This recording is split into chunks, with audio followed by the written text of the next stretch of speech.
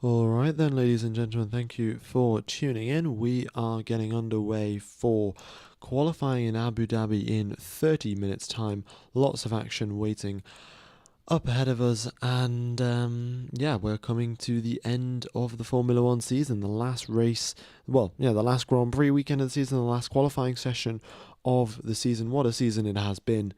And well, we've got 30 minutes of build up till the start of Q1, and then we'll have the standard 18-minute Q1 session, 15-minute Q2 session, and 12-minute Q3 session. Yeah, quite a few things to talk about as we get into QUALI. More updates on which drivers, on the situation at Red Bull, and yeah, all right. So, right, let me just disable adverts for everyone. There we go. Adverts have been disabled.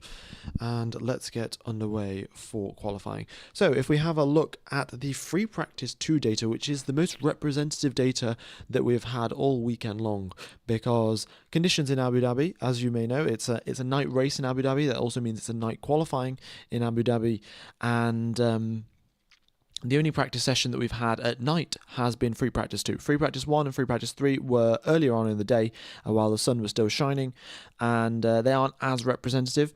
So the data that we gathered from free practice 2 indicates that McLaren are the fastest team on the grid right now. They are 2/10 quicker in quali trim compared to Ferrari and Red Bull, and 3/10 quicker than Mercedes. And then in race trim, a similar sort of pace difference is expected as well. However, we do have to take into account that overnight Red Bull and Ferrari and Mercedes all will have done some setup changes to, well, make the car go quicker. Verstappen especially was complaining about understeering issues with the car in the third sector, so they will obviously modify the setup, probably increase the front wing angles, change some settings on the front suspension as well, and, well, try to reduce that understeer. We don't know for certain if that will have worked, because in FP3, with the higher track temperatures, the rear tyres have a little bit less grip than they normally would in lower track temperatures, and so the grip balance of the car is slightly different, and we'll only really know once Q1 rolls around. So a little bit unpredictable. McLaren looked to be the fastest, however, we never know. Red Bull, Verstappen was looking very quick on a set of medium tyres. He was matching the pace of the McLarens on the softs, but then he, of course, backed out of his lap, and we never got to see the true lap time. So we'll wait and see. We'll wait and see what happens and who ends up on pole position. Yeah. All right, so if we have, well, there are some other things to talk about. Charles Leclerc, he has got a 10-place grid penalty due to a new battery pack. He has, yeah, the Ferrari car needed well, you're allowed 2 battery packs for the season. They needed to take a 3rd battery pack because there was some sort of issue with the first 2, and yeah, Charles Leclerc will be getting a 10-place grid penalty to wherever he ends up qualifying. Yeah. Oh, we've got a donation here. Ofen 1989. Thank you very much for the €6 donation. Breaking news: Toto Wolff caught harassing the Max and Kelly household. He was at their house yelling, "I won't let Red Bull beat me to it again." Yeah, I don't think that's 100% real, but thank you once again for the donation, and yeah, congratulations to Max and Kelly Piquet. They have, well, they're not pregnant. Kelly's pregnant, but yeah, very, very, well, congratulations to them. But of course, yeah, we're here for the Formula One, and we shall see what Max Verstappen can do. There's been a bit of beef between Max Verstappen and George Russell, which we'll get into a little bit later on when there are more people on the live stream, because a lot of people have been asking me about this during the practice sessions, so I'll get into it once everyone is here. Folks, if you haven't hit the like button, be sure to do so. It hugely does help out the channel, and hopefully we can hit 1,000 likes by the end of the stream. Yeah, by the end of the stream, I think I should probably increase that like target to probably 2,000, considering it's quality, not a practice session. So let me just do that. Yeah, 2,000 likes. That'd be fantastic. Okie dokie. If one of the drivers who do not have a seat for next year were to win tomorrow, who would you want it to be? Well, if we look at the drivers who don't have a seat for next year, it'll be Bottas, it'll be Kevin Magnussen, it'll be Franco Colapinto, it'll be Guan Yu Zhou, and that is it. So those drivers are most likely leaving the grid. So I would say I'd want Valtteri Bottas to get a win once again. I mean, it would be fantastic for K-Mag to get his first win. But yeah, who knows really? I don't think they will get their wins. But maybe a podium is on the cards for Kevin Magnussen. We'll have to wait and see. Right, F1 Gamer, did you always know that you had a perfect broadcasting voice? Well, thank you very much for the compliment. However, I don't know if it is a perfect broadcasting voice. It might just be my mic is fantastic. It might be that I oh no, I checked this last weekend. I haven't actually modified my voice. I haven't added any sort of bass boost to make my voice sound super deep. No, I guess, well, thank you very much. Maybe it is a perfect broadcasting voice.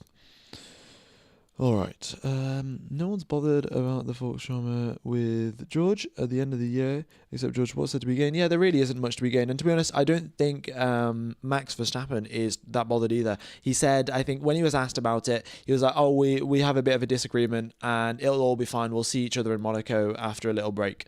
Like, Verstappen knows that it's really not that big of a deal, and I'm sure George also knows that. They're just messing around with it. Well, not really messing around with each other, but they're having some fun with the media. I'm sure all of the other drivers are having quite a bit of fun with it as well. When they were when they were having the drivers' dinner, Valtteri Bottas had a drivers' dinner as a farewell thing, because of course this might be his last Formula One race, and that means that they all had dinner together. And George Russell was the last one to arrive, and nicely so, everyone had left. All of the seats were taken except the one seat next to Max Verstappen, which was left very kindly by all of the drivers for George Russell, because I'm guessing they're all just messing about because it's quite funny, and then George Russell took the seat and obviously moved it elsewhere. Yeah. Okay, do you think Verstappen's kid is going to be a driver in the future? Maybe. I'm sure he will give him karting lessons and stuff like that. But I don't know if he'll be a driver in the future.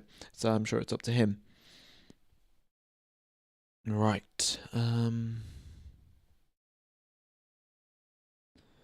How dramatic would you rate George's Max as a bully and someone needs to finally stand up to him statement on a scale of 1 to 10? I mean, I think Max has said equally dramatic things about George, so I don't know, I think it's fine really. I'm not here to be a reality TV presenter. I'm much more here for the Formula One racing, so yeah. But if we are talking about the racing, Sergio Perez potentially losing his seat at the end of this year. There have been, all season long, there have been rumours, Perez is going to get replaced at Belgium, Perez is going to get replaced at Singapore, Perez is going to get replaced, Perez is going to get replaced. And finally, it seems like these rumours are actually coming true. Red Bull are currently in talks with Sergio Perez, reportedly in talks with Sergio Perez, to end his contract and give him some ambassador role within Red Bull. So, he'll still get paid handsomely by Red Bull, but he won't be driving the car. And they are looking to either put Yuki Tsunoda or Liam Lawson in. Now, some reports have come out in the last couple of hours saying that Liam Lawson is top candidate. I however, don't really believe that. I would say that Yuki Tsunoda, with a bit more experience in Formula One, a little bit quicker overall, would be the ideal candidate. But it is obviously up to the Red Bull team, up to Helmut Marko, decide which driver is going to get that seat. Yeah, we will wait and see. We'll wait and see what happens. All right.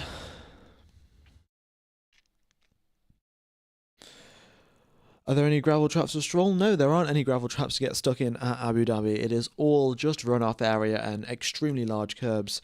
So yeah, we'll talk more about the track limit situation as well. There's some issues. Well, not some issues. The drivers will probably a couple of drivers will exceed track limits at turn number 1. A couple of drivers will also exceed track limits at turn number 15 and 16. They're the trickiest corners on the circuit to stay within the white lines, and well, as long as they can do that, they won't get their lap times deleted, and if they do, well, then we could see some surprise eliminations from Q1 and Q2 respectively. Yeah.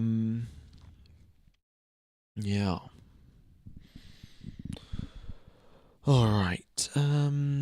Rosberg coming back to drive for Red Bull, maybe. No, I don't think that's going to happen. I think the Monaco-based YouTuber is very happy with his influencer lifestyle rather than the Formula One driver lifestyle. Let's see. Have you watched the Netflix series of Senna? What do you think of it? I have not watched it still, unfortunately. As I was talking about in qualifying, not in qualifying, in FP3, I've been in the library most of this week studying for exams, so haven't had much time to watch the Ayrton Senna documentary. However, once my exams are done, that's top of my list. Have you ever skipped? Yeah, I've definitely skipped college or university for live streams. I mean, why wouldn't you? I've skipped college for other reasons as well. Anyway, have you watched Rush? No, I haven't. I've watched Ford versus Ferrari, which is a fantastic movie. I would recommend anyone that is well, I'm sure all of you are interested in racing since you're watching the live stream. So if you haven't watched Ford versus Ferrari, I highly do recommend that you watch it. What other good racing films are there? Of course, there is the original Cars movie. That is absolute throwback. Cars 3 as well, fantastic. I mean, Cars 2 really isn't that bad either. Like, sure, it's not purely about racing. It's part of the plot is about some spy action thriller. But I would still say fantastic movie. And Cars is the real reason I got into racing. Well, Cars is the reason I like cars. Who would have thought Lightning McQueen? All right. Rush is a must watch as well. Yeah, I've listened to the soundtrack. The soundtrack was done by Hans Zimmer, for Rush. So I mean, it's must be a good soundtrack if Hans Zimmer's done it. And yeah. All right. Ferrari changing the plank and the ride height. Okay, I mean maybe they are, but we'll figure out what their actual performance is like once Q1 rolls around. It should be good. Isn't Cars a kids movie? I don't think Cars is a kids movie. Cars 3 has got some real depth to it. Like, it's not just well, I think Pixar knew the people who were watching Cars 3 in the cinemas weren't going to be like 8-year-olds. They were going to be 8-year-olds who watched Cars, the original Cars movie in 2006, and then in 2018 did the new Cars come out. They were all grown up, so they added some more depth. F1 Gamer, would you be able to imitate some car sounds? Unfortunately, no. I'm not gonna put you guys through that. However, if you are interested in what Formula One cars have sounded throughout the years, from the 1950s when Formula One started all the way till now, I do have one singular video up on my channel, and it is an evolution of all of the Formula One engines from the 1950s all the way till right now. So it's got the V12s, the V10s, the V8s, the V6 turbos, the V8 turbos. I think there are times, yeah, I mean, it's got all of the engines in them, and I would highly recommend, just stick on the video, put some headphones on, close your eyes, and listen to the sounds. It's fantastic. I found new perspectives in every time I've watched it throughout the years as I've grown up. Yeah, honestly, Cars is absolutely goated movie. Number one. Yeah, maybe up there is my potential favorite movie just because I've watched it so many times. Anyway, I mean, Liam Lawson, his favorite. Honestly, Liam Lawson said that his reason why he got into racing was Lightning McQueen. Like, he should have taken the number 95. It's only a matter of time now with younger and younger drivers coming through the grid. We're going to have at least one driver come through onto Formula One and take the number 95. That would be brilliant. I mean, I would support the driver. Whichever driver takes the number 95, I'm supporting them. We'll see. All right. Okay. so now 15 minutes away from the start of QUALI. We'll get back onto a bit more of a Formula One topic rather than just racing in general. And, well, we have got a couple of drivers leaving us at the end. Well, not leaving us at the end of the season. We've got a couple of drivers leaving their teams. We've got Carlos Sainz with his farewell at Ferrari. We've got Lewis Hamilton with his farewell. So many years that he's done at Mercedes. It's incredible. And it's truly an end of an era for Lewis Hamilton and for the Mercedes team. So we'll see how his final race goes and if he can beat George Russell. There's a statistic flying around, folks. George Russell and Lewis Hamilton, while they've been teammates, both drivers have scored 685 points. And going into the final race of the final race as teammates, they are on. They're tied going into the final race as teammates. So we'll wait and see which driver comes out on top. We could see, if they both DNF, they both end up on 685 points. If Hamilton ends up in 9th place and Russell in 10th with fastest lap, then they both end up on 687 points. And in any other scenario, one driver will come out on top. Yeah. All right, Andrea Antonelli takes number 12, while Doohan takes 7. I'm not 100% certain with the numbers, to be honest. But, yeah, how many driver car numbers could you remember off the top of your head?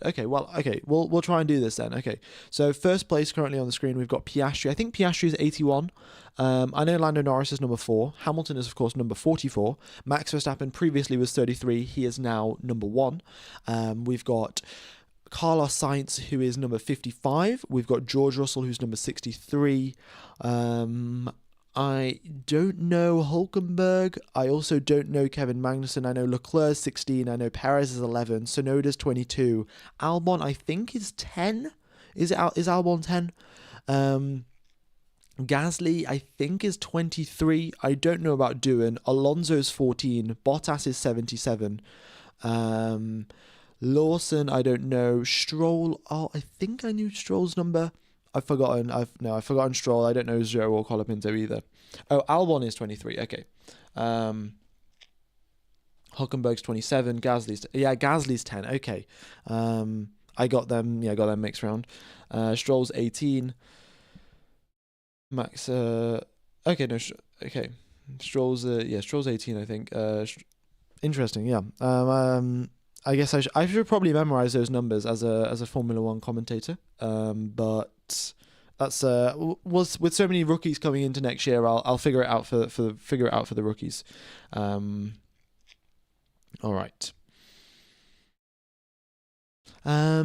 Anyway, so what else have we got to talk about? Oh yes, Esteban Ocon has left Alpine early and will have Jack Doohan driving for the Alpine team. He's been driving in free practice 1, 2 and 3. He's been doing pretty well. In fact, staying quite close to Pierre Gasly very consistently. We know Gasly's in fantastic form, so this is looking great for Doohan. And if he can continue on matching Gasly and getting very close to him in quali, then that would proceed. That looks great for him. He's already got the seat signed for next year, but he's already hit the ground running one season early. So that is fantastic for him. Okay.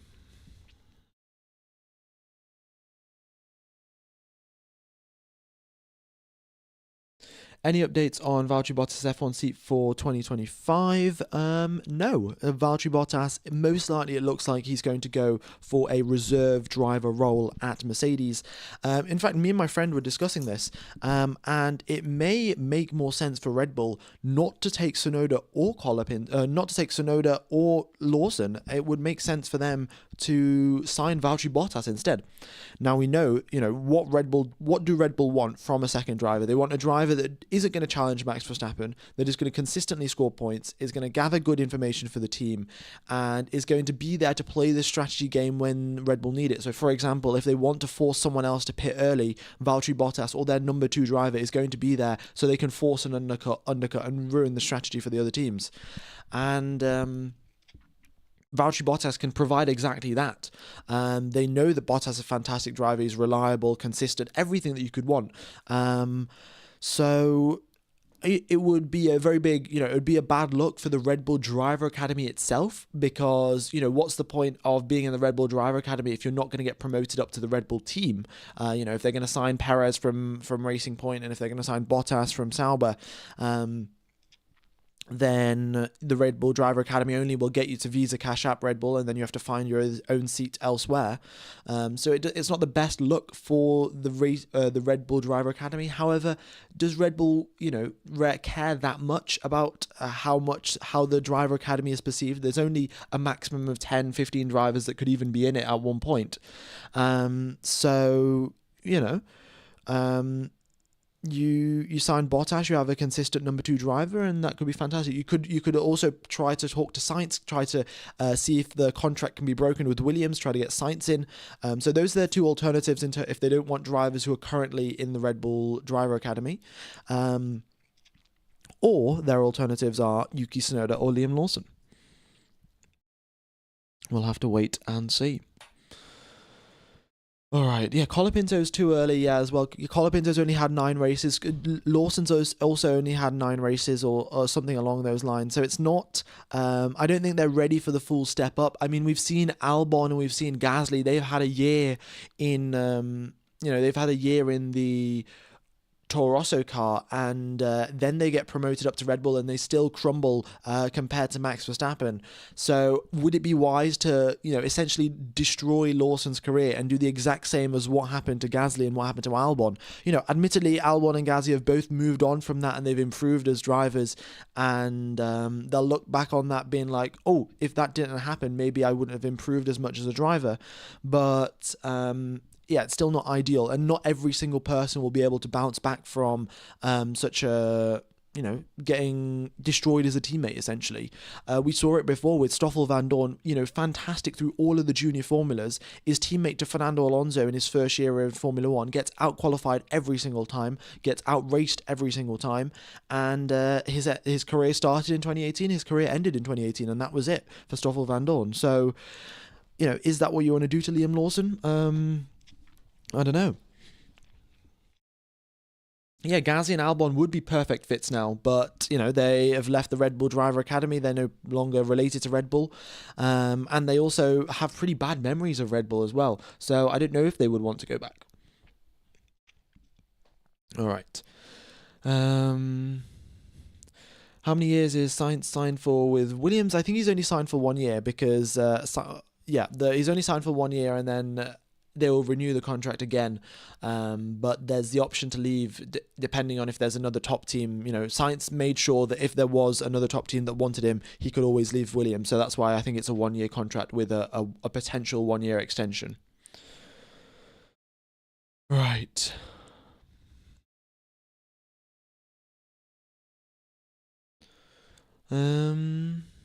Let's wait and see. Do you think Carlos will go to a better team in 2026? Well, we don't know which team will be better. It could be Aston Martin that's top of the grid, with Adrian Newey going to Aston Martin, who is going to lead the development of the 2026 car. It could be Audi for all we know. They could arrive at the scene next year, spend so much money developing the car for 2026, and then they could be top of the pack. So I'm sure Carlos could go. The question is, how does he know which team's going to be at the top of the pack? Right.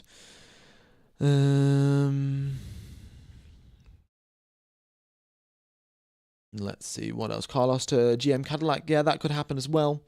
Who knows? Who knows what will happen? All right. Let me see. Has the qualifying data come through yet? Yeah, there we go. All right, the qualifying data's come through. Let me just get rid of the FP3 data.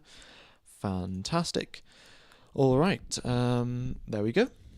And we'll get underway for Q1 in 5 minutes time. We'll have the usual 18 minutes for Q1, 15 minutes for Q2, and 12 minutes for Q3.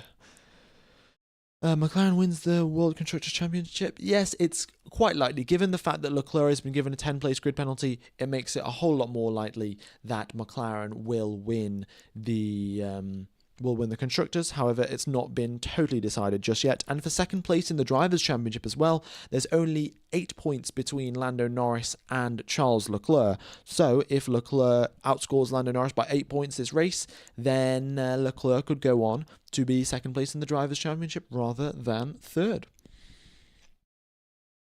All right.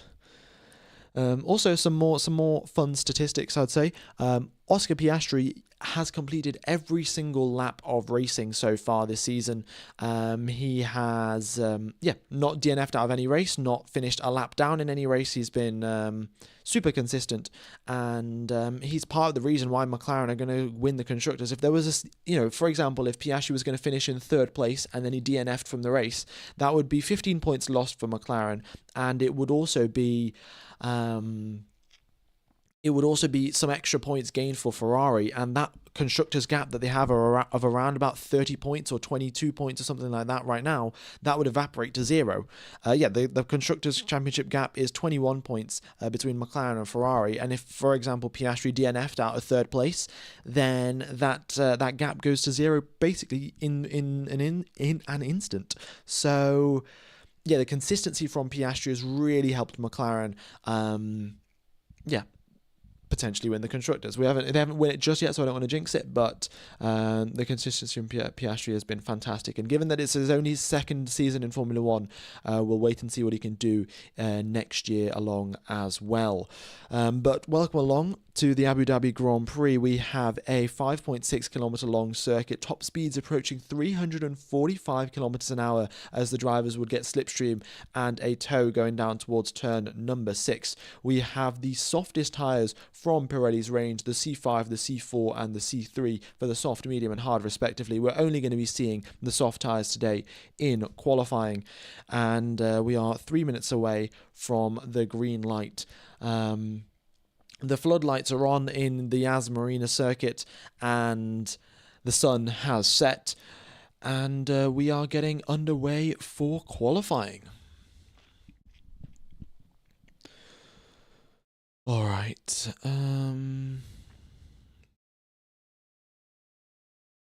Who will win the Destructors Championship? Well, if we're talking about winning the Destructors, as in having the least amount of damage, then I would say Pierre Gasly. He has yet to do any sort of damage to his car, which is his own fault.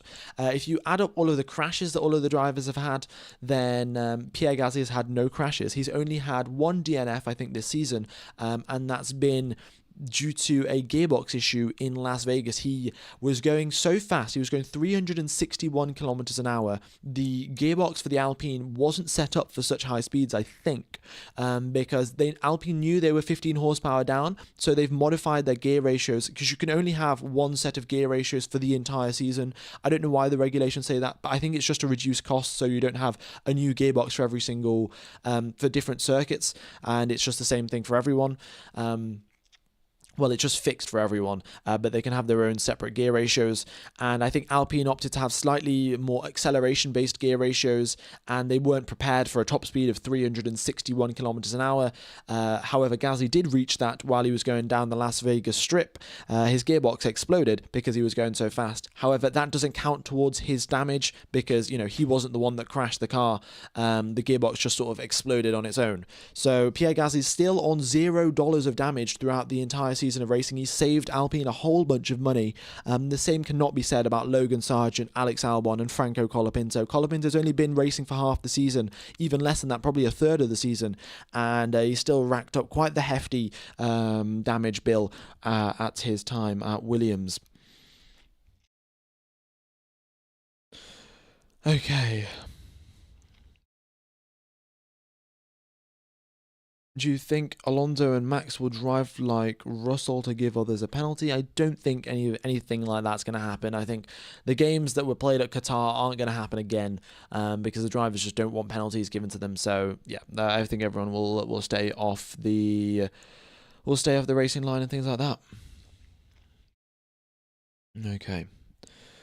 Where do you get your data? I'd like to find an API where I can create my own custom widgets to follow the race alongside the stream. Well, I get the data from Multiviewer, which gets the data from the official F1 TV API, and you need a proper account, and you have to pay for the API subscription and stuff like that. But yeah, the code for Multiviewer isn't open source, so I haven't been able to get a look into how they're doing it. So I wish you the best of luck. But yeah. All right. If Max crashes into Lando, his childhood rival gets P2. Yeah, I'm sure Max really isn't thinking about that. Like, Max is just going to try and win the race. I'm sure he's not too fussed whether who gets second place in the championship. I'm sure Leclerc really isn't that bothered either.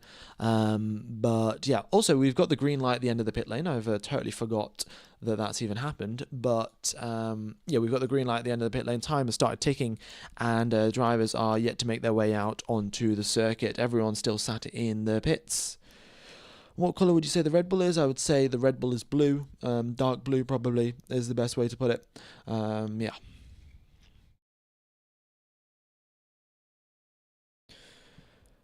Okay. Please bring the lap comparison of each driver next year. Yeah, I'll try to have a look, but it might not even be available. What I used to use might not work again, so I'll see.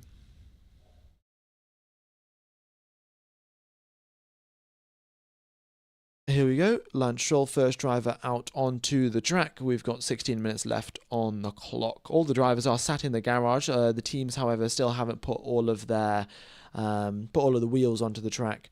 Put all the wheels onto the car. Yeah.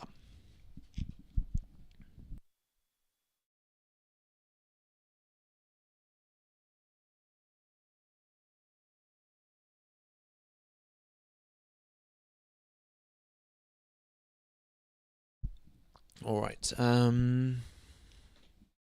K-Mag to BMW Racing. Yeah, I think K-Mag is going to endurance racing. I don't know if it's specifically BMW. Also, I don't know why it says Alonso's out on hard tyres, because that would make no sense. Let me just double check. I think the data might be wrong on that one.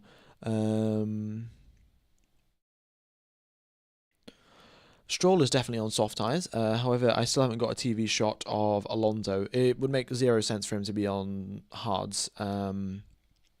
He is on hards. What are they doing? Did they mix up the tyres? Why have they sent Fernando Alonso out on hard tyres? Okay, interesting strategy. I mean, this is what I would describe as a Ferrari strategy. Okay. What is going on? Alonso's gonna set a quicker lap time than Stroll and do it on hard tires. Is that what's gonna happen? Is there any team radio from Alonso? Yeah, it's pretty typical radio. Track is clear. There's no Russell's out on hards. No way. What? Why is why is Russell coming out on hards? And Hamilton as well?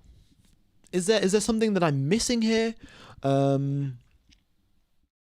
They've sent them out to scrub the hards for tomorrow. I mean, I know Aston scrub the hards. Mercedes don't scrub the hards though. Mercedes don't find it very useful.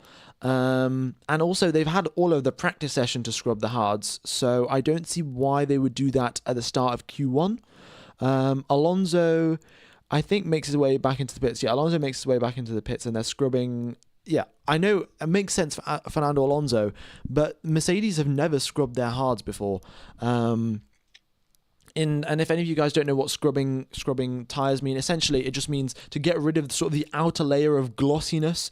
Some teams have found that it improves tire wear and improves tire warm up if you do like one lap on the hards and then put them back into the tire warmers, and just let them cook overnight essentially, rather than going immediately out on a fresh set. So who knows? But I guess Mercedes are going to try it today. We'll just have to wait and see. Stroll is on a fast lap though. He's on the softs, and a 17.1 from him in the first sector, 36.284 in the in the second sector, and he's purple in every single mini sector. Lance Stroll, purple in sector 1, 2, and 3, comes across the line for a 1:24.6. Wow. It was going to be purple in every single mini sector, but then he's just messed it up in the final mini sector. Very, very unfortunate there for Lance Stroll. But that's not something you hear every day. You know, purple in all 3 sectors, P1 for Lance Stroll. All right. Yeah, the Mercs have come in as well. Okay. Well, I guess they were just scrubbing their tyres. Interesting strategy, and interesting to do that at the start of Q1. I mean, very bold. But I guess you have enough time. 18 minutes is more than enough. So... Right.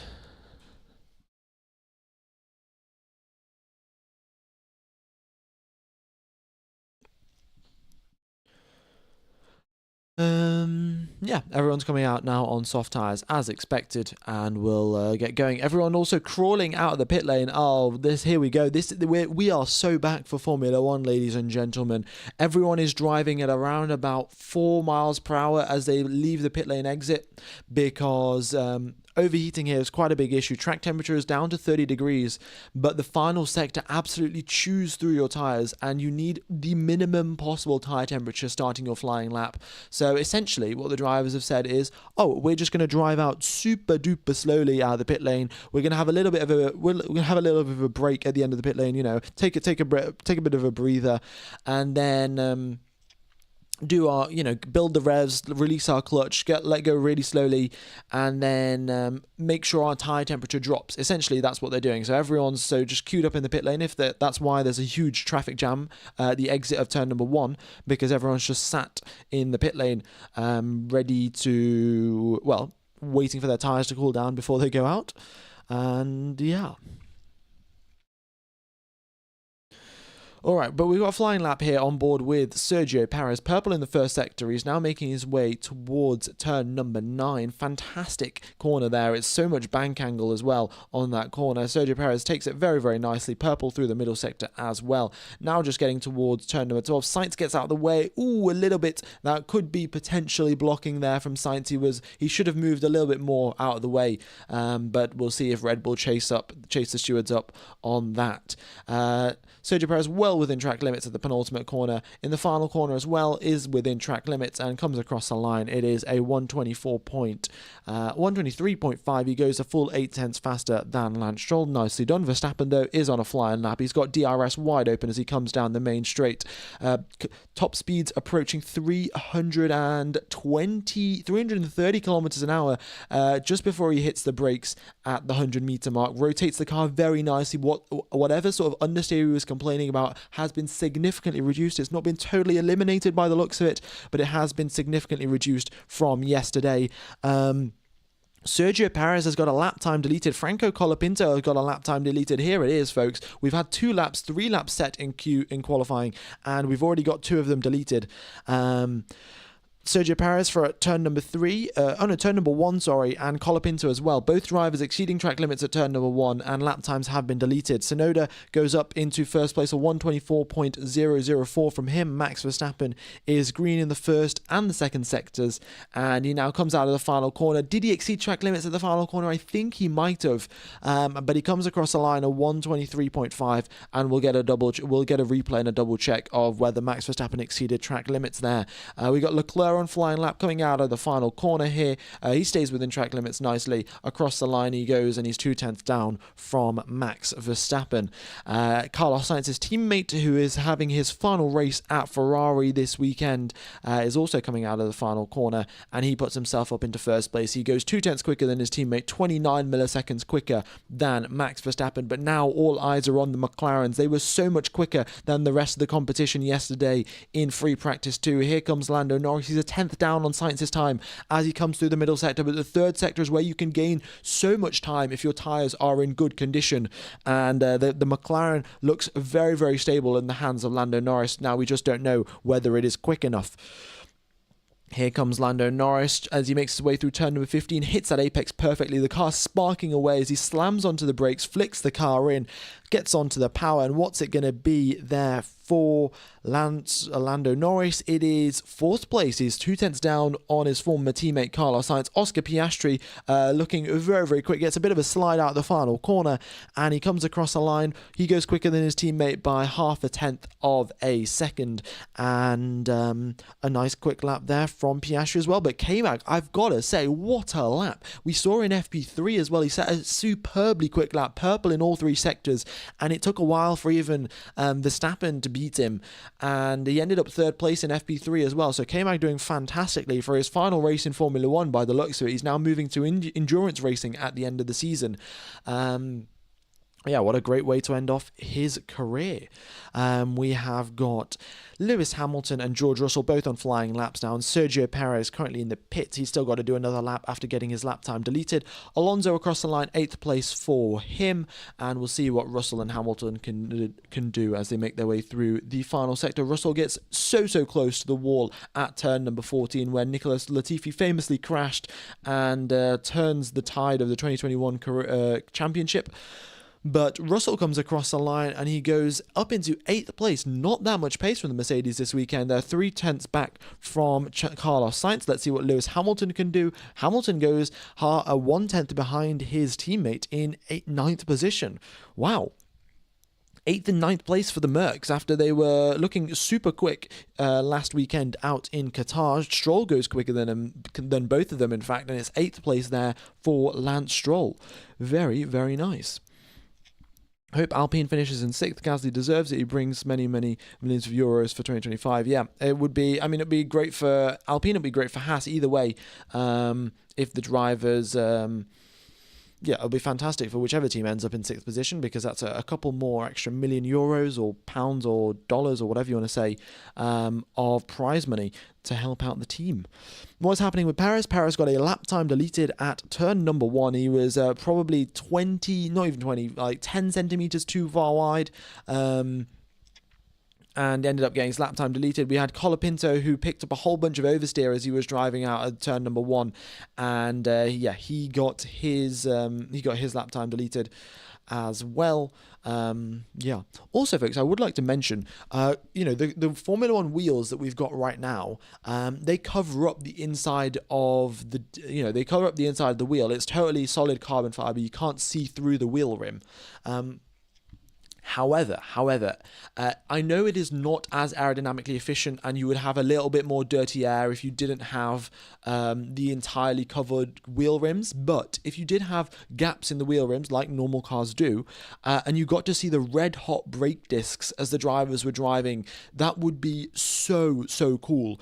I don't know if you guys have seen, but when you there was the option, they were exploring the option, I think in 2022, in 2021, they were exploring the option of getting rid of the wheel rims and going for different styles where you could actually see through, and it would be insane to see, the red hot brake discs from of all of the cars while they, when they come into brake. That would be very, very cool.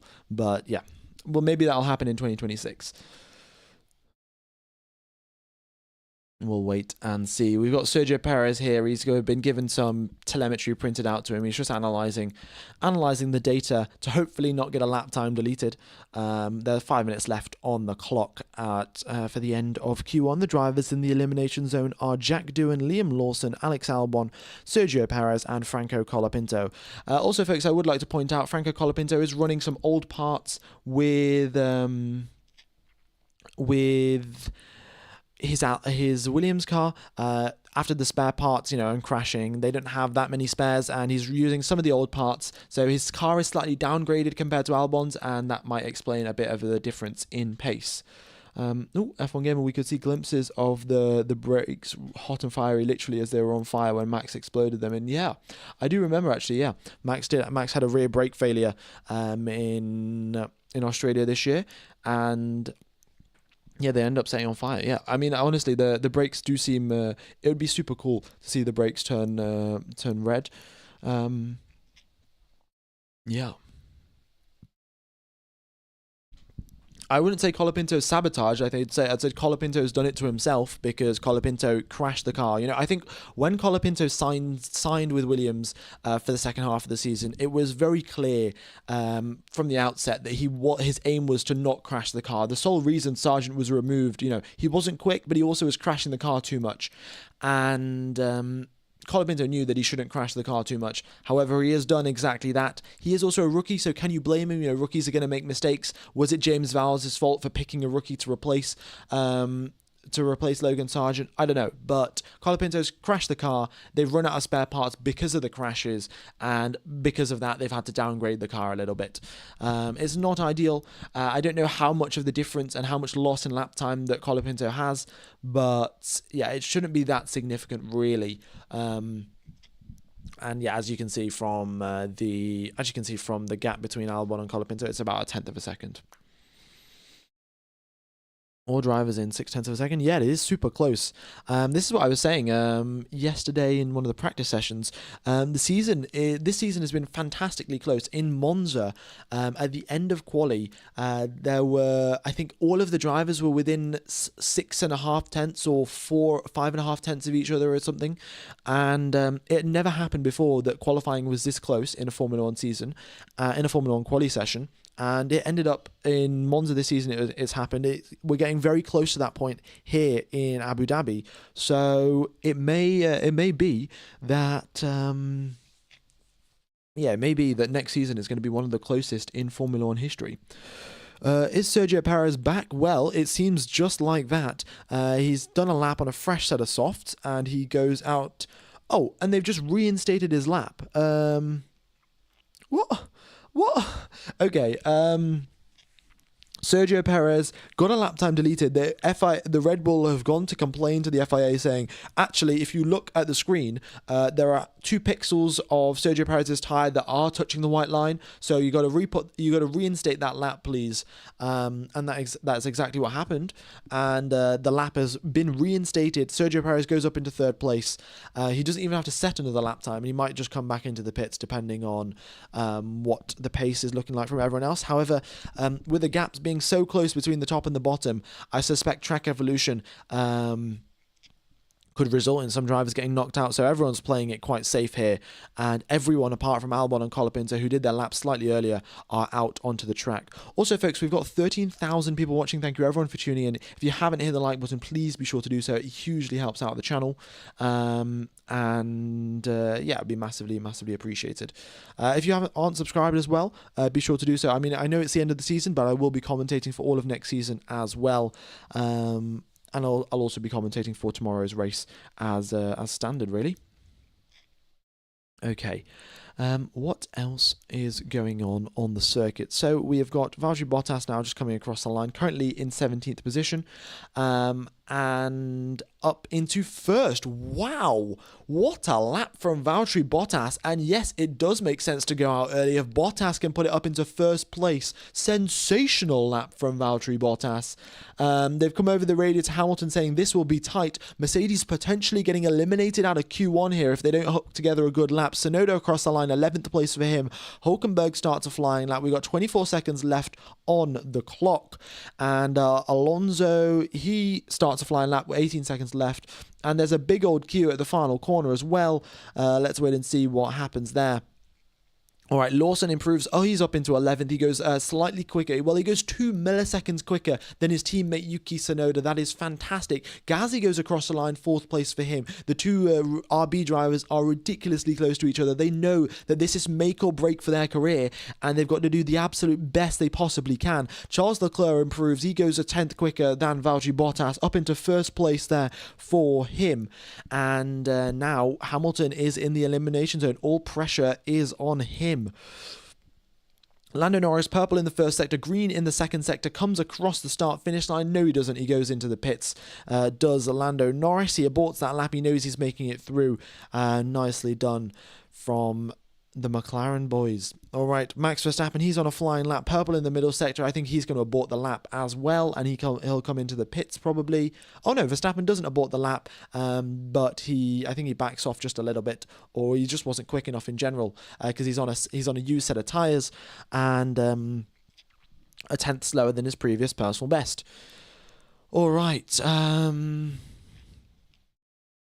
Here we go then. We've got Fernando Alonso, who is currently in 19th place. He comes across the line. He doesn't improve in the first or the second sector, just enough. 15th place for Fernando Alonso. Let's see what George Russell can do. Russell's up into 9th. Lewis Hamilton currently, can he make it out of Q1? This is going to be tight. It's 18th place for Lewis Hamilton at his final race at Mercedes. Toto Wolff looks down in despair, and Hamilton gets knocked out of Q1. This is not the way that he wants to be spending his final race at Mercedes. Oh no, no, no, he gets knocked out by 1/10 of a second, and the gap between the fastest and the slowest is 8/10. Jack Doohan, of course, he is a bit slower than his teammate, in fact 6/10 slower, but given that it is his first race in Formula 1, it's passable. And Hamilton's just come over the radio saying, mess that one up big time. I think Hamilton knows that he made mistakes, and unfortunately he's going to have to pay the price of starting in 18th position tomorrow. Oh, yeah, not great, really, not great. Pete Bonington isn't looking particularly happy either, just analysing the data, but, you know, as the meme would say, analysing the data to end up in 18th position. Not ideal. Yeah, that's the end of Q1, folks. Drivers eliminated: Alex Albon, Guan Yu Zhou, Lewis Hamilton, Franco Colapinto, and Jack Doohan. Alright, Hamilton, another radio from him. That was bad, man. Jesus. Yeah, Lewis. And then the engineer comes back saying, yeah, Lewis, that was bad. So I don't know if that was bad because of traffic or bad because of just a terrible lap, because if Hamilton said his lap was bad and the engineer just comes over the radio being like, oh yeah, I agree with you, your lap was terrible, I don't think that would make perfect sense. K-Mag, while on a slow lap, he K-Mag knocks over a bollard, and that gets stuck under Lewis Hamilton's car. Wait, what? There was a bollard stuck under Lewis Hamilton's car. I don't know if it's still stuck or if it got removed or what. But basically, going through turn number 14... oh no, it got removed. Okay, that's fine. But going through turn number 14, there's this plastic bollard on the apex of the corner. Kevin Magnussen had to cut the apex of the corner basically just to avoid getting in the way of someone. He hit the bollard. The bollard went into Lewis Hamilton's car. He got stuck under the floor. Hamilton hit the brakes, turned the car a bit, and the bollard moved out of the way. But a very odd situation there. Yeah, very, very strange. Who knows what happened? But... yeah, that is the end of Q1, and Hamilton's still eliminated regardless. I don't think K-Mag's going to get a penalty for that. There's been... K-Mag and Perez have been noted for failing to follow the race director's instructions about maximum delta time, but that's not much of an issue. Seeing how there is already so much traffic in Q3, should the qualifying format be altered for 2026 with 2 more cars on the grid? That is a good question. However, I'm pretty sure in 2016 there was still the normal qualifying rounds like the Q1, Q2, Q3, and there was still more than 20 cars on the grid. So I think it should be fine. Like, there are some circuits where it would become an issue, but I don't know of any other alternatives that would be fair. You know, I wouldn't say split the grid in half and then one set of the grid goes qualifying first and one set of the grid goes qualifying after, because track conditions are going to change and that'll make things super unfair. So yeah, I don't know really. All right.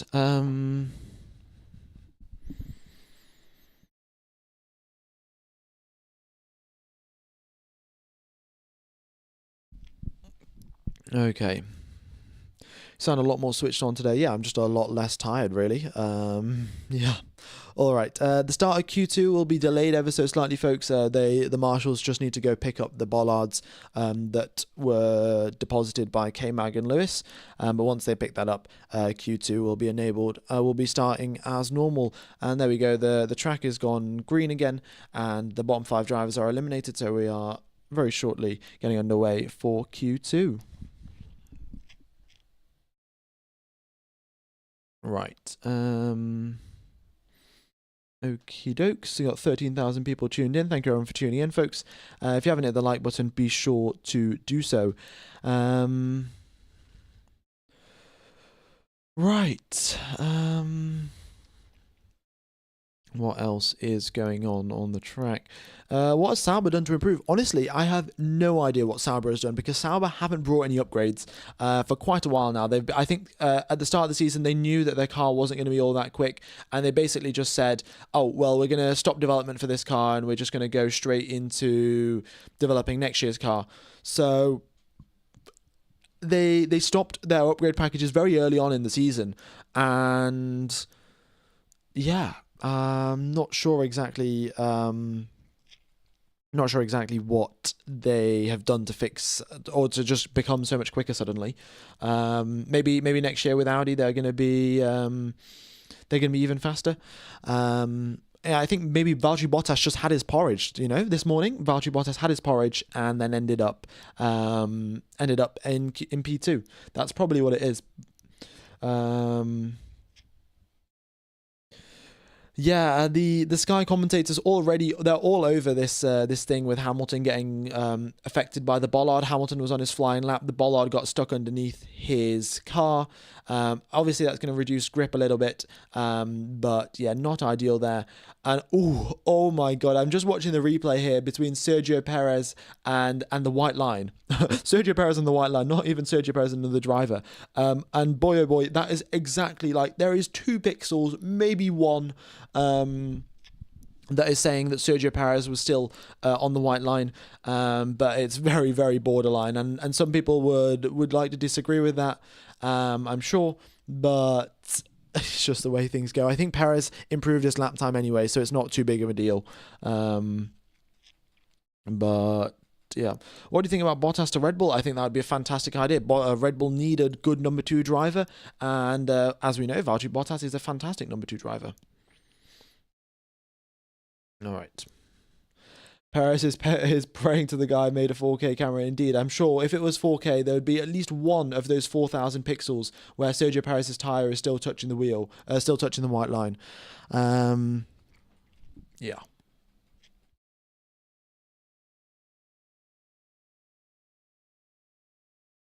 All right, I'm going to have a quick sip of water. We'll get underway for Q2 very, very shortly. Yeah, thank you everyone for tuning in, and be sure to hit the like button if you haven't already.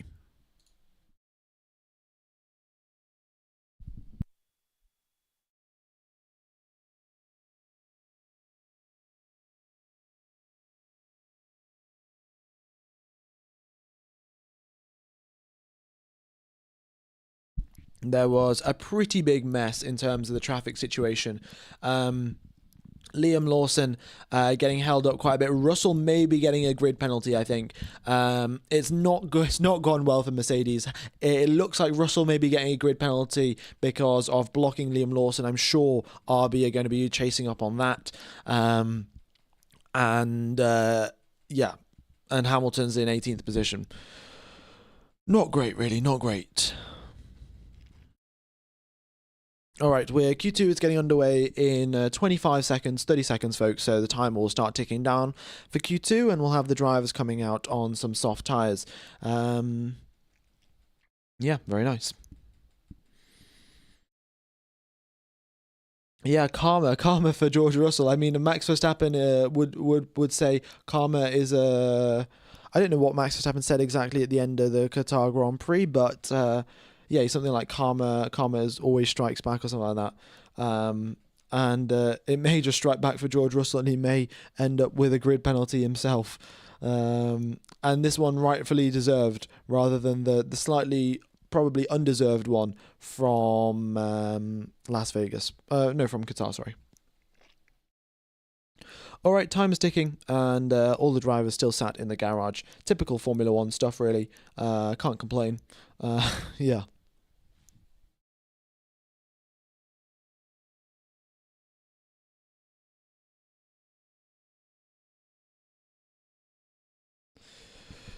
Okay. Let's see.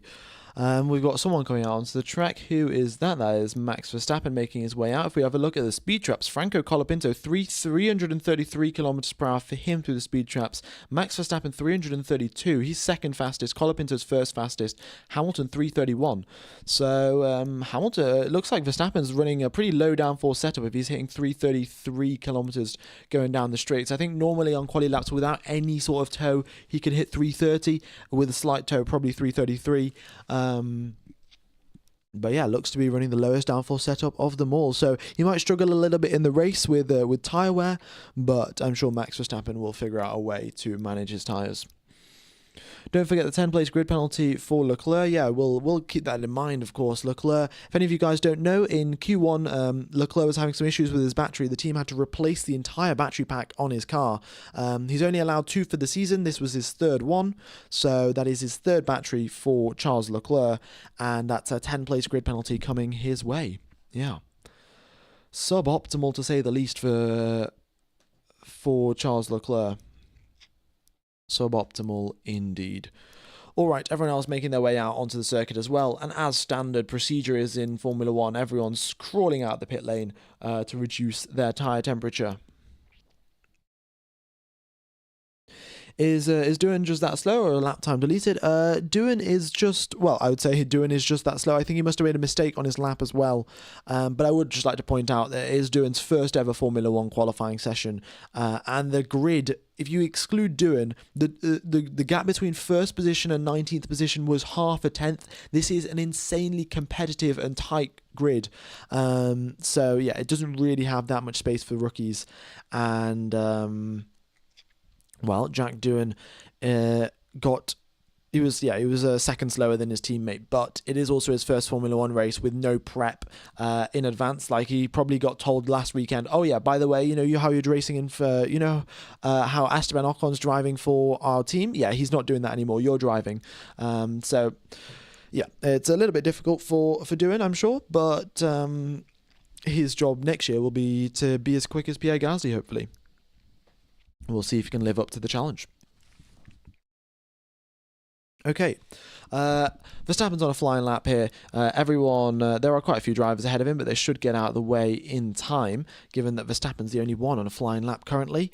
And he might even get a nice little tow off Carlos Sainz as he goes down the second straight. DRS wide open, now just coming up to 330 kilometers an hour as he goes into turn number 9. Charles Leclerc on the inside line there gets out the way nicely, and Verstappen continues on towards turn number 10 and 11. That car looks super duper planted, and as the temperatures now drop to 29 degrees, the car is looking better and better in the hands of Max Verstappen, and he makes his way through now the final sector, and we'll see what he can do. But look at that, it looks to be purple in every single mini sector so far. I mean, to be fair, he's the first driver doing a lap, so fair enough, and Russell's just ruined that as well because he's taken a one mini sector away from him. But yeah, purple in all 3 sectors, first place for Max Verstappen.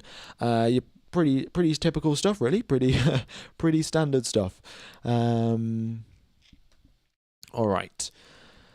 Yeah.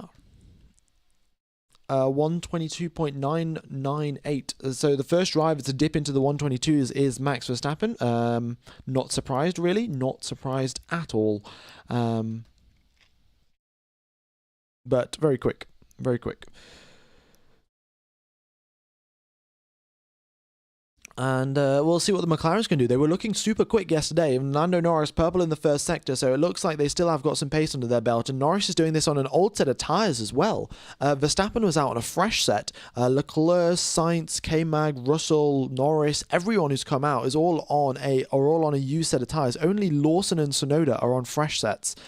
Everyone else is on a used set of tyres. They know that the track evolution is still coming, even though we've had FP1, 2 and 3, and then we've had Formula 2 racing here and Formula Academy.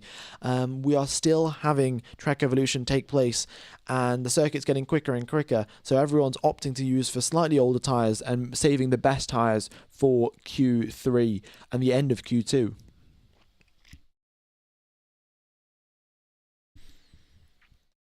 All right. Yeah. Russell 8/10ths back, Leclerc 8/10ths back. We'll see what Norris can do. He's just coming through the final couple of corners now. Stays within track limits on the penultimate corner and is looking in pretty good shape. Comes across the line now. It's second place for Lando Norris. He's a 10th back from Verstappen and he's on used tyres. So I must say, McLaren still have the pace. They weren't showing it, I guess, in Q1, but they are still mightily, mightily quick.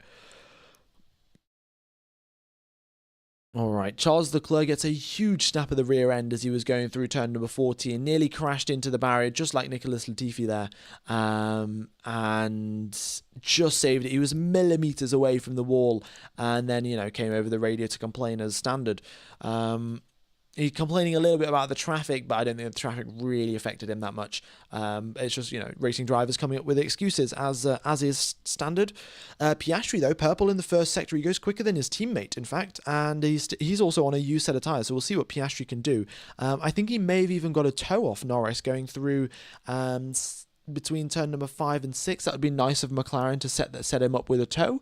And now he heads towards turn number 9. This corner is very blind. It's very difficult to judge your turning point, but Piastri does so nicely and stays well within track limits there. 3:27 as he goes through the speed traps. He's a 10th down on Verstappen's time as he comes through the middle sector. And now if he can gain all of that back if he has enough tire wiggle room in the final sector. If his tires aren't overheating that much, he could just be able to squeeze out that lap time. He is pushing that car to the absolute limit. The car twitches ever so slightly on the exit of turn number 15, but he comes out the final corner. He's a 10th down on his teammate, 2/10ths down on Max Verstappen, and it's third place for Oscar Piastri. All right. Alonso set his lap 11th place, 12th place for Stroll. I mean, everyone's still yet to set a lap on fresh tyres, so we'll wait and see what happens once everyone's out on fresh softs. That could be interesting. Maybe Bottas can make it through into Q3. That would be brilliant, wouldn't it? Bottas making it through into Q3, simply lovely. We'll just have to wait and see. Okay. Also, folks, if you haven't hit the like button, be sure to do so. We're getting pretty close to 2,000 likes. And if you haven't subscribed as well, be sure to hit the subscribe button. Hopefully we can hit, maybe 21k by the end of today, and then 122k by the end of tomorrow. That'd be fantastic. Right. Here we go then. Sonoda into the pits. In fact, everyone's coming into the pits. Everyone has done their lap and they're coming in. They're going to analyze the data a bit, put on some softs and put the minimum amount of fuel that is required in the car and then go racing. Bottas had used tyres. Yeah, I'm sure everyone had used tyres apart from Verstappen, Sonoda and Lawson. So, yeah. Does Bottas have a new set? Yeah, Bottas will have a fresh set. He'll use it, he'll use it now, because, well, there's no better time.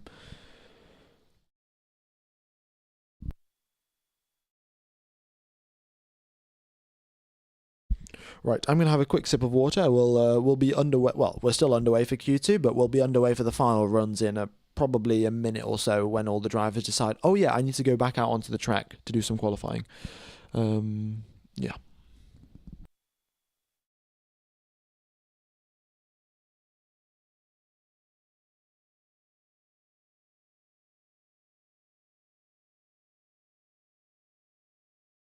Is there a real difference between fresh softs and 5-lap old softs, or do they change it just to do so?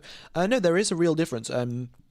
The drivers will probably, if you sent the drivers out on a set of tyres and you didn't tell them if they were fresh softs or 5-lap old softs, the drivers would be able to tell the difference. You end up losing a couple of tenths in lap time, and yeah, I would say that the difference isn't huge. You'd lose maybe 1.5 tenths on 5-lap old tyres, but the soft tyres do degrade a lot. Even over the course of a lap, they degrade quite a bit. So yeah, it's definitely noticeable, and there is that's exactly why they keep switching the tyres to a fresh set after only doing 5 laps.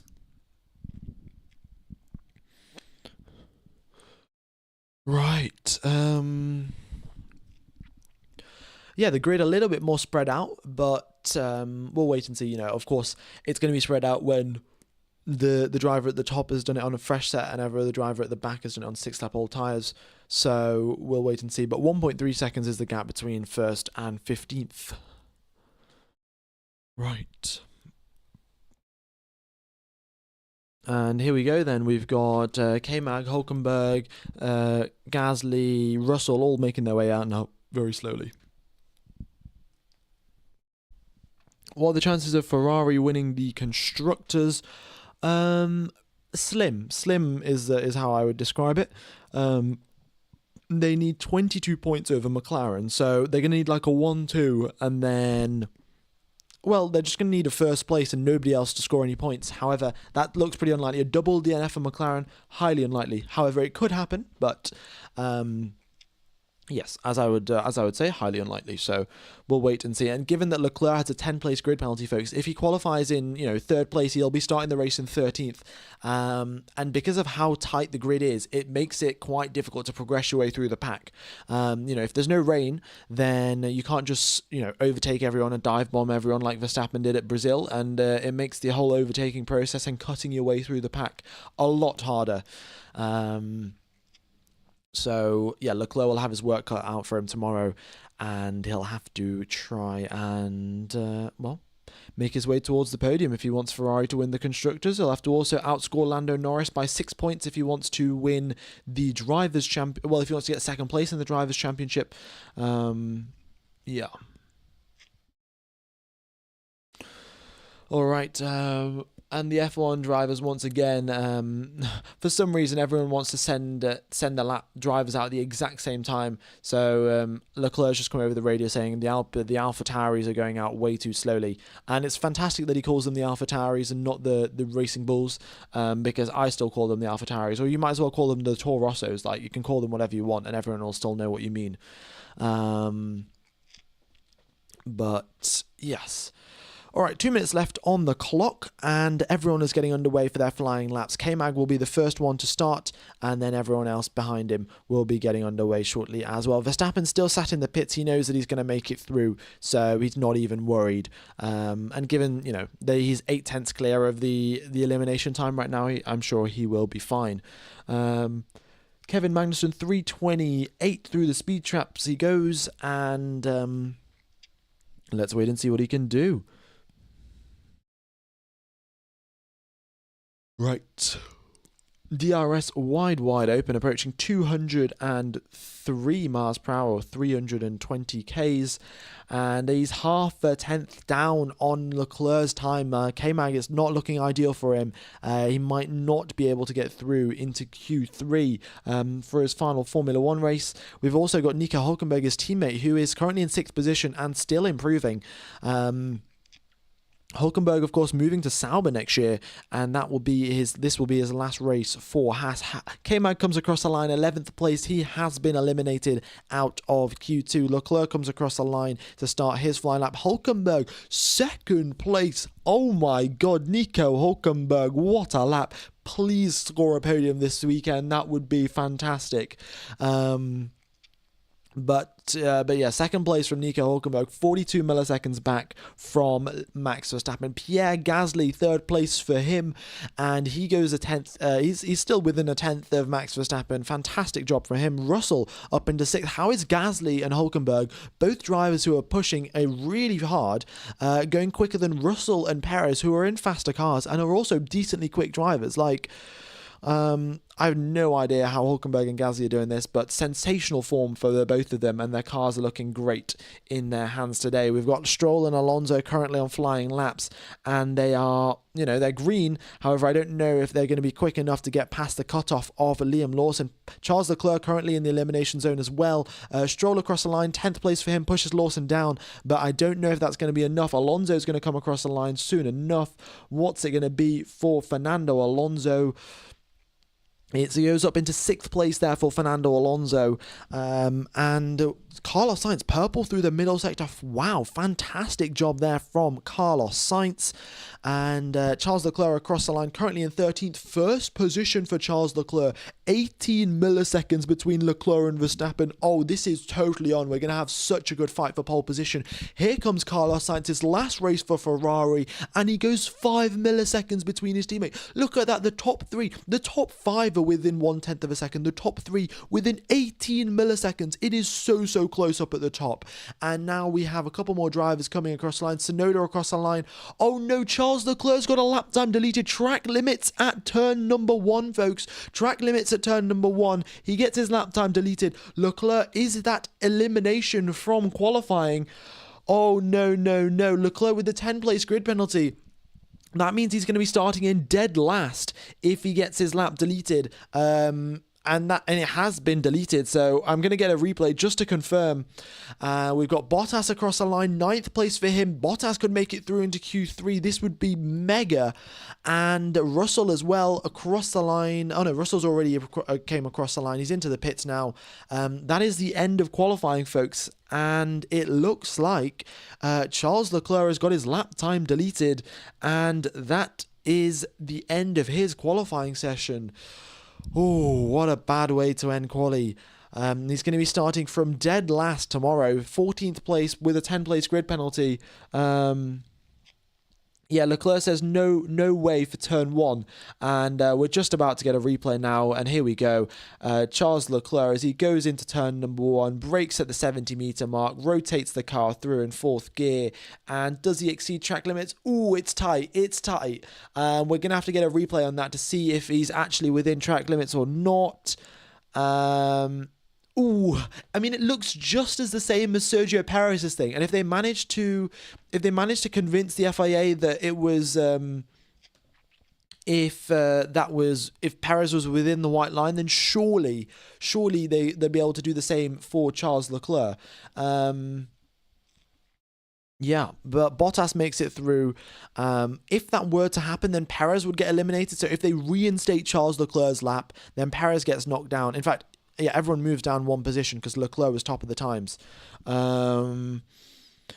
But wow. We'll have to wait and see if they reinstate it. I mean, they shouldn't be that controversial. Like, they shouldn't have reinstated Perez's. I still don't think he was within the white line. But we're going to have to double check now. Yeah. All right. So that is the end of Q2. Quite an eventful Q2 there. We're getting pretty close to our like target, pretty close to 21k subs, 121k subs. So yeah, folks, if you haven't hit the like button and if you haven't subscribed, be sure to do so. And also, if you can't type in chat, you have to hit the subscribe button for 1 minute. Well, you have to press it, wait 1 minute, and then you can start to type in chat. So yeah, we've just got a message from Race Control. Q3 will start in 4 minutes time. Yeah. Okay. Could Bottas score points tomorrow? Well, considering that he's got through into Q3, that indicates that he's one of the faster drivers. I mean, I wouldn't say that he's faster than Hamilton and Leclerc, given, you know, their cars, like Hamilton's in a Mercedes and Leclerc's in a Ferrari, but there is a slight chance that Bottas could score points tomorrow. I mean, Hülkenberg could score a podium. He's been in 3rd place. K-Mag was 3rd place in FP3. Hülkenberg now in 3rd place in Q2. We'll wait and see. We shall wait and see. But folks, for the Ferrari fans out there, I don't want to give you false hope. I don't think that will be reinstated. Yeah, we shall... I think that's going to be it for Charles Leclerc. He's going to get his lap time deleted, and that'll be him out. What happened between George Russell and Max Verstappen in the little drama at the bottom? Well, the drama between George Russell and Max Verstappen all resulted from George Russell's stewards meeting at the end of the Qatar qualifying session. He went to the stewards being like, Max was driving slowly on the racing line, you got to give him a penalty. And the stewards were like, oh yeah, were you blocked, were you on a hot lap when Max blocked you? And Russell was like, no, I wasn't on a hot lap, but Max was just still going too slowly and it shouldn't be allowed. So now the question remains is, so essentially Max got given a penalty for no reason, essentially, because the stewards somehow got convinced by Russell that Max was going too slowly, and then Max was like, oh, I'm going to crash into you and take the lead off you in turn number 1 and whatever. And then Russell was like, oh, he's being far too aggressive, and I think he called him a bully, and then Verstappen called him something else. Like, it's total pointless drama. It's quite funny to watch, but yeah, it really doesn't matter. It's not too serious, to be honest. We've just got the replay here from Charles Leclerc, and I think Leclerc's case is a little bit further away. Like, Leclerc is ever so slightly further than Perez was. If you compare the reference points of the blue line and the white line and the curb. So I think, that's not getting reinstated for Charles Leclerc, and he is eliminated. Okay.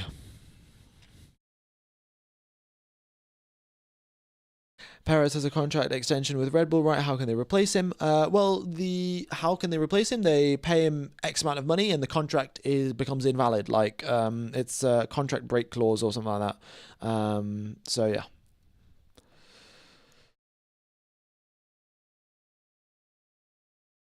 Yeah, they reinstated it for Norris in China. Well, I don't know. I mean, who knows? Considering the FIA, I wouldn't be surprised if I get a notification on my phone like 5 hours later being like, oh yes, Charles Leclerc's lap has been reinstated. But the thing is, it wouldn't matter anyway, because if they reinstate the lap, he gets through into Q2. He gets through into Q3, but then he would still be 10th place in Q3. And then with the 10th place grid penalty, he's still going to be in 20th position. So it's pointless to reinstate his lap.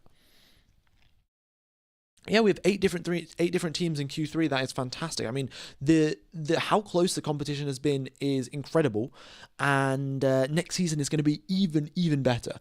So I cannot wait for next season. It's going to be so good, so much racing, so much action. 45 seconds away, folks, from the start of Q3. So yeah.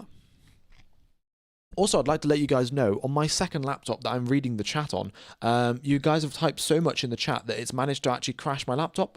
So, I might miss out on some of the chat messages till I restart everything. But yeah.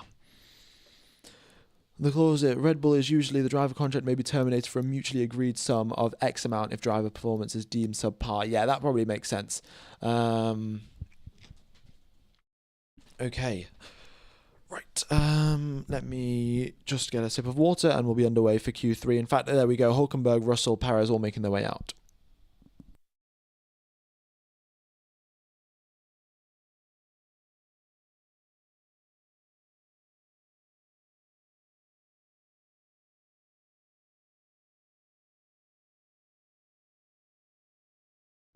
All right, here we go then.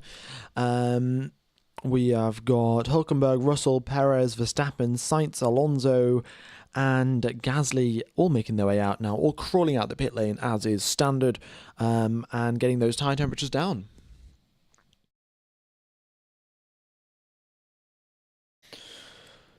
Right, increase the like target. Yeah, we are 2 likes away from the like target, and I'm sure when it updates, there we go, we have broken the like target, so I guess we go to 2,500, why not? Fantastic. All right, so here we are now, 15,000 people tuned into the live stream, and we have got 10 minutes left of Q3, the final top 10 shootout of the season, and this might be one of the closest ones we've had. Mate, can you start commentating Formula E races and qualies? Well, I would. However, some of the Formula E stuff overlaps with Formula 1. And also, I don't have access to all the data for Formula E. Yeah, so apologies for that. I think Formula E streams sometimes the practice sessions on their YouTube channel. So, but yeah, I don't think they do the qualies of the race. Anyway, yeah. We have got Hulkenberg starting his flying lap. Very nice. Here we go then. Hits that apex of turn number 1 very nicely, stays within track limits as well, turns the car in for turn number 2, the camber really helping him out as he goes through turn number 3 within track limits once again, and now turn number 5, a very big braking zone, brakes super duper late, gets a late apex there, rotates the car very, very nicely, stabs at the steering wheel a couple of times, so you could probably improve that corner ever so slightly on the next attempt, and makes his way down towards turn number 6 now, foot flat to the floor, slams on the brakes at the 100-meter mark, rotates the car, misses the apex ever so slightly there, but hits a second one and gets onto the power very nicely again. DRS wide open now as he heads towards turn number 9, and well, he's not taking the inside-most line, he's actually just taking the line of minimum resistance as he goes down the straights. Misses the apex at turn number 9 there for Hulkenberg once again, but I think it's the faster way around. You can miss the apex but carry more speed. And then towards turn number 10 he goes. His tyres will be absolutely screaming at this point. He's purple through the middle sector, but I think that's just because he's the first one to do the middle sector. And let's wait and see now. Comes through the final 2 corners, flicks the car to the left, and once again another flicks the car to the right onto the power. He goes within track limits at the final corner, and it's a 123.4 from Mr. Nico Hulkenberg. Let's see what George Russell can do behind him. He goes 0.3 quicker in the middle sector, 0.2 quicker. Russell's slower. Russell's 0.2 down on Nico Hulkenberg. Wow. Perez coming across the line now. Perez is slower than Nico Hulkenberg. We've got Verstappen, who was 0.2 quicker in the second sector, 1/10 quicker in the first sector. So I expect Verstappen to go quicker. Verstappen gets a huge snap of oversteer. And Verstappen gets an enormous snap of oversteer. What? And he still goes 0.6 quicker. What is this? Honestly, he was literally 45 degrees. He was like nearly perpendicular to the road. A huge snap of oversteer, and his final sector time is only like 0.5 slower than Sainz. What? Oh my god. Huge bit of oversteer there. Even more, like, if you guys remember how much oversteer Verstappen got 2021 last corner of the race, like just as he overtook Hamilton on the last lap, and then got a huge snap of oversteer when some people thought, oh yeah, Verstappen's going to crash out on the final corner. It was probably 2-3 times more angle than that. Like, he was in a drift competition, and he still is on provisional pole. Like, what a lap from Max Verstappen. Piastri crosses the line, second place for him. Norris improves as well. 4 milliseconds off. Oh my goodness me. And Piastri's got a lap time deleted for track limits at turn number 1, unfortunately. And Verstappen is still up there in first place. Bottas still in the pits. He hasn't got an extra set of softs, so he's just waiting right till the end. And we've got this replay here once again from Max Verstappen. He rotates the car in, tries to get on the power slightly too early. The car rotates around, and he actually, somehow he's done that. Somehow he's managed to. He loses 0.2 because of the oversteer overall, but still manages to retain provisional pole. Wow. What happened to Charles? He got a lap time deleted, so that's why he's eliminated. Hamilton had a bit of traffic and just a terrible lap in general, so that's why he's eliminated. And we've got a very, very good mix of drivers up in the top 10. All right, who knows? Maybe Valtteri Bottas will come out and show us how it's done and score pole position in the Sauber. Show us that he was sandbagging all season along, and he just needed a bit of porridge to get him going again. Right, what time is the race tomorrow? Let me just double check that for you guys. The race tomorrow will be, so whatever time it is now in the world for you, if you go back 2 hours, and that is the time the race will be starting tomorrow. Piastri did exceed track limits. I mean, it's pretty fair and square, like, it's not really going to matter that much anyway because he'll do another lap. And he did this on a used set of tyres as well.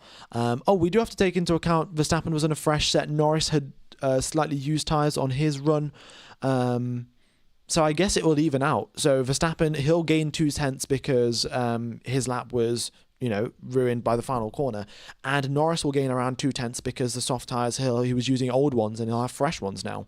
So we have still got a very good fight on for pole position. In fact, I totally forgot about that. But everyone who set their laps at the start, apart from Max, was on a fresh set of softs. Was on a U set of softs, sorry. So everyone's going to gain at least 2/10 of a second.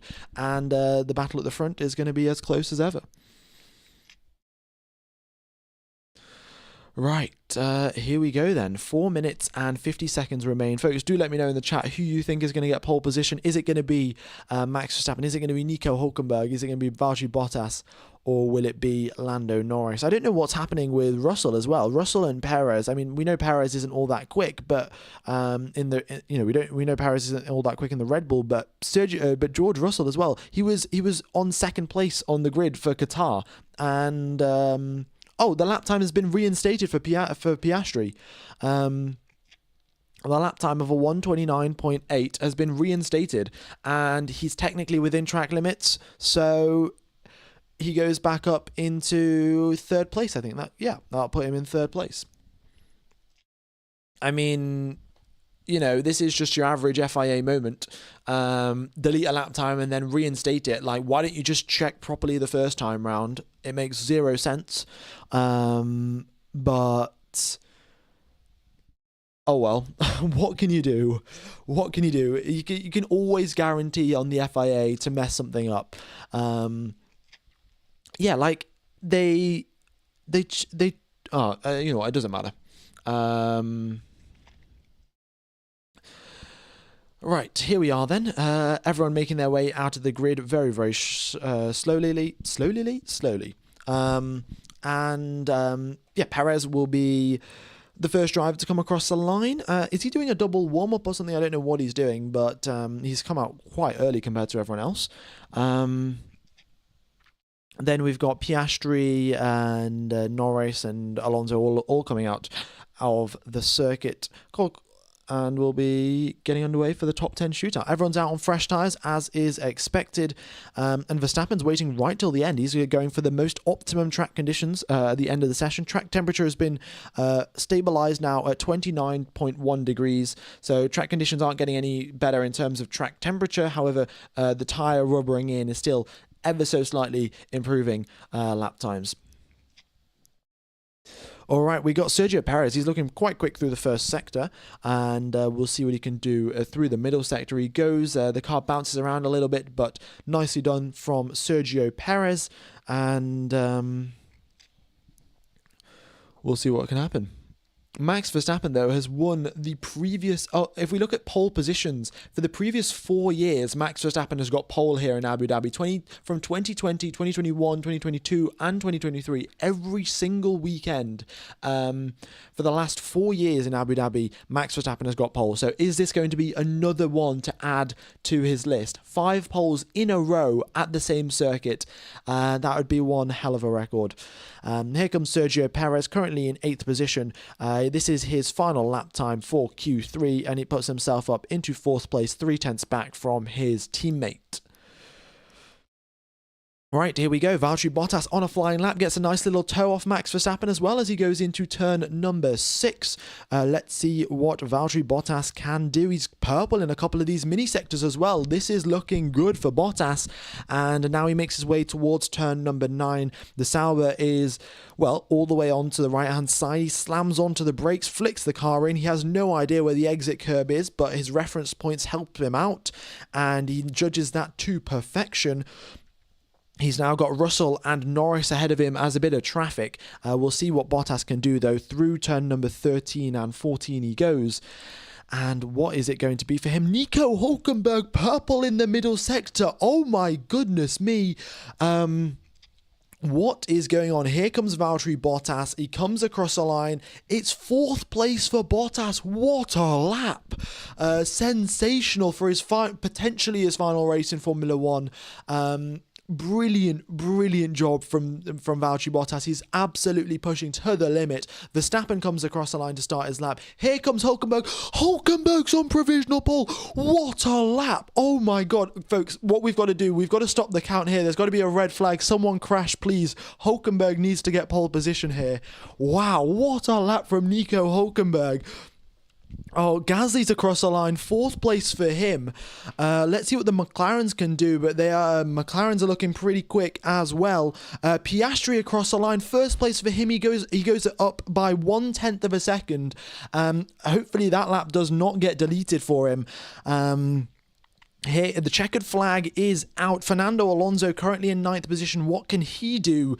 The Aston isn't looking all that quick through the middle sector. It's 6th place there for Fernando Alonso. We've now got Carlos Sainz as he comes out of the final corner. What's it going to be for him? He's currently in 9th. His last race for Ferrari. 2nd place. He's 20 milliseconds behind Oscar Piastri, the driver that we are all waiting for. Max Verstappen, he's yellow in the 1st sector. He's yellow in the 2nd sector. What is going on for Max Verstappen? He had such a great lap the first time around, but he's just not improving. Norris goes 2/10 clear of Oscar Piastri, and the driver we are waiting for is Max Verstappen. Is he improving or is he not? Here we go, out of the final corner he comes, and Max Verstappen stays in 5th position, does not improve, and that is the end of qualifying. It's a McLaren 1-2, Carlos Sainz in 3rd place, Nico Hulkenberg in 4th, and then we have Max Verstappen in 5th. What a turn of events this has been. I mean, I would have thought Max Verstappen's getting pole position after messing up so much of the final corner and still being in provisional pole. That is mind-blowing for him. Wow. What a quality session this has been. Thank you everyone for tuning in. Folks, the race tomorrow is going to be super duper exciting. Verstappen in 5th, Russell in 7th. They're going to be starting one behind the other, going into turn number 1. Let's wait and see what happens there. And yeah, thank you everyone for tuning in. It's been a pleasure commentating to you guys. If you could hit the like button on the race live stream, that'd be fantastic. It's just going to take you over there now when the stream finishes.